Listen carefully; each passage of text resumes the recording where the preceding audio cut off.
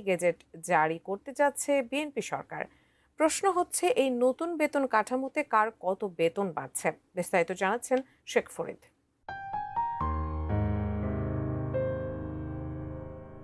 সরকারি চাকরিজীবীদের বহুল কাঙ্ক্ষিত পে স্কেল নিয়ে পাওয়া গেছে বড় ধরনের সুখবর। আগামী ৩১ আগস্ট মন্ত্রিসভা বৈঠকে নতুন পে স্কেল অনুমোদনের জন্য উত্থাপন করার সম্ভাবনা রয়েছে। ওই দিন অনুমোদন পেলে সেপ্টেম্বরের শুরুতে গ্যাজেট জারি করা হবে। সরকারের পরিকল্পনা অনুযায়ী নতুন বেতন কাঠামোর প্রজ্ঞাপন জারি হতে পারে আগামী সপ্তাহের মধ্যেই। এরই মধ্যে সবকিছু চূড়ান্ত করা হয়েছে। আগামী ৩১ আগস্ট সোমবার মন্ত্রিসভার বৈঠক হওয়ার কথা রয়েছে। নতুন বেতন কাঠামো এজেন্ডাভুক্ত করে অনুমোদনের জন্য উত্থাপনের প্রস্তুতি চলছে। ওই দিন অনুমোদন পেলে ৩ সেপ্টেম্বরের মধ্যে প্রজ্ঞাপন জারি করা হবে। তবে মন্ত্রিসভায় অনুমোদনের জন্য চূড়ান্ত খসড়ায় বেতন ভাতা বৃদ্ধির হার সম্পর্কে জানাতে রাজি হননি অর্থ বিভাগের কর্মকর্তারা। কিন্তু বিষয়টি সম্পর্কে অবগত ব্যক্তিরা বলছেন, প্রথম থেকে ২০তম গ্রেডের সরকারি চাকরিজীবীদের মূল বেতন সর্বোচ্চ ১০০% পর্যন্ত বাড়ানোর সুপারিশ করেছে সচিব কমিটি।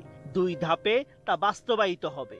এর মধ্যে প্রথম বছরে মূল বেতন এবং দ্বিতীয় বছরে বাড়ি ভাড়া ও অন্যান্য ভাতা কার্যকর হতে পারে।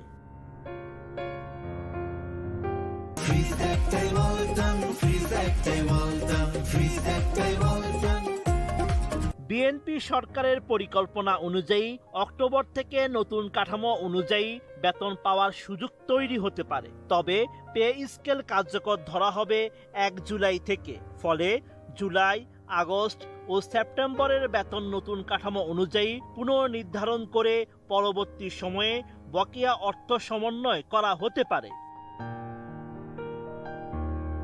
এদিকে চলতি মাসের ১৭ তারিখে সরকারের ১৮০ দিন উপলক্ষে গৃহীত কার্যক্রম নিয়ে জনগণের সরকারের ১০০ দিন শীর্ষক ইবুক প্রকাশ করেছে প্রধানমন্ত্রী কার্যালয়।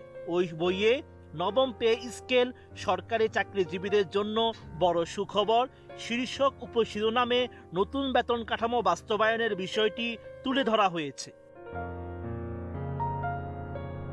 এতে বলা হয়েছে, চলতি অর্থ বছরে বেতন ভাতার জন্য ৮৯,৮৩৬ কোটি টাকা এবং পেনশন সহ মোট বরাদ্দ রাখা হয়েছে ১,৪১,৪৩৪ কোটি টাকা।